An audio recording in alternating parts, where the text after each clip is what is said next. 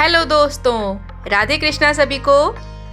आज मैं फिर आप लोगों के सामने आ गई हूँ एक नए वीडियो के साथ। और ये वीडियो हमारी होने वाली है मोक्षदा एकादशी की व्रत कथा।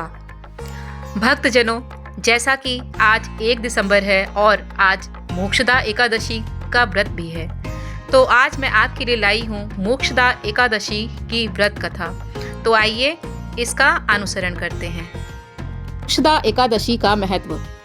धर्मराज युधिष्ठिर कहने लगे कि हे भगवान, मैंने मार्गशीर्ष कृष्ण एकादशी अर्थात उत्पन्न एकादशी का सविस्तार वर्णन सुना। अब आप कृपया करके मुझे मार्गशीर्ष माह के शुक्ल पक्ष की एकादशी के विषय में बतलाइए। इस एकादशी का क्या नाम है, इसके व्रत का क्या विधान है, इसकी विधि क्या है, इस व्रत के करने से क्या फल मिलता है, यह सब मुझे विधान पूर्वक कहें। तब भगवान कृष्ण बोले, मार्गशीर्ष माह के शुक्ल पक्ष में आने वाली इस एकादशी को मोक्षदा एकादशी कहा जाता है। यह व्रत मोक्ष देने वाला तथा चिंतामणि के समान सब कामनाएं पूर्ण करने वाला है, जिससे आप अपने पूर्वजों के दुखों को खत्म कर सकते हैं।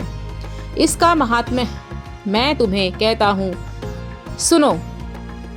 गोकुल नाम के नगर में एक वैखानस नामक राजा राज्य करता था। उसके राज्य में 4 वेदों के ब्राह्मण ज्ञाता रहते थे।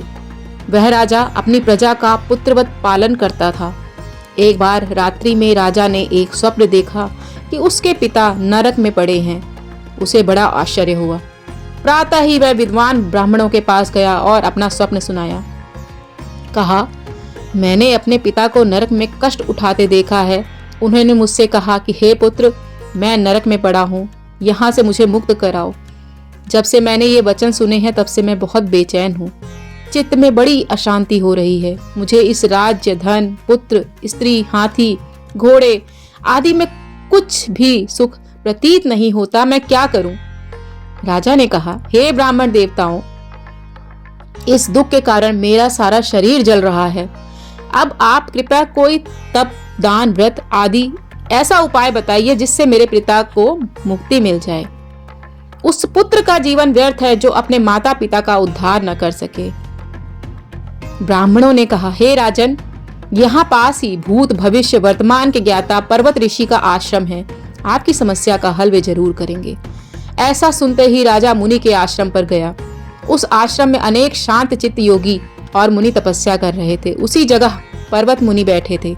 राजा ने मुनि को साष्टांग दंडवत प्रणाम किया।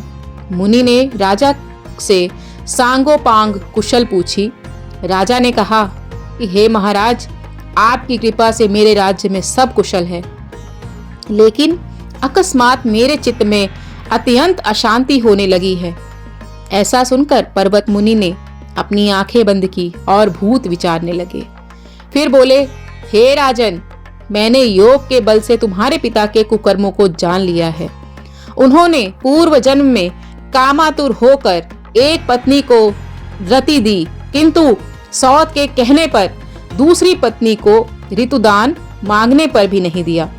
उसी पाप कर्म के कारण तुम्हारे पिता को नरक में जाना पड़ा। तब राजा ने कहा, इसका कोई उपाय बताइए।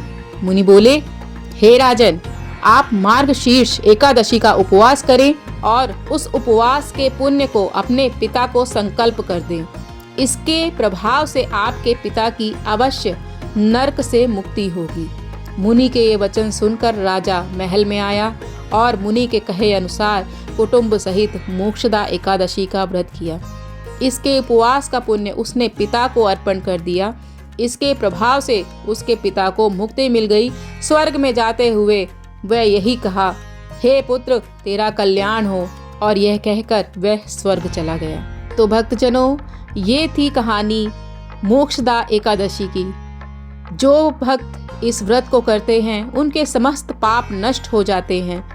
इस व्रत से बढ़कर मोक्ष देने वाला और कोई व्रत नहीं। इस दिन गीता जयंती भी मनाई जाती है। साथ ही यह धनुर्मास की एकादशी कहलाती है। अतः इस एकादशी का महत्व कई गुना और भी बढ़ जाता है। और हो सके तो इस दिन से गीता पाठ का अनुष्ठान प्रारंभ करना चाहिए और थोड़ी देर गीता का ज्ञान अवश्य लेना चाहिए। तो दोस्तों, ये थी आज की हमारी वीडियो कैसा लगा आपको हमें कमेंट सेक्शन में ज़रूर बताएं। वीडियो को लाइक ज़रूर करें और चैनल पर नए हैं तो चैनल को सब्सक्राइब करें। मिलते हैं नेक्स्ट वीडियो में। धन्यवाद।